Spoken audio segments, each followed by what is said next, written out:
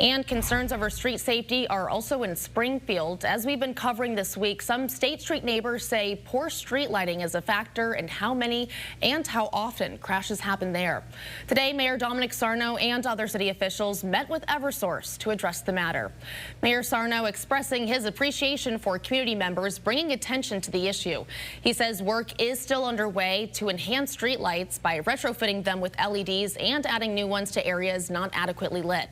According to numbers Eversource presented during today's meeting, this year nearly 4,000 streetlights have been replaced and over 1,000 repair ticket work orders have been completed.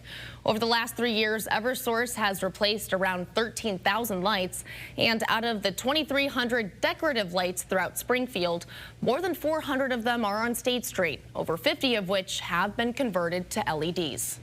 Mayor Sarno assures that this progress will continue. Now, to report streetlight outages and track existing requests, you can call Eversource at the number below or report outages at the web address that's also listed there. We also have links to both of those contacts on our website, westernmassnews.com.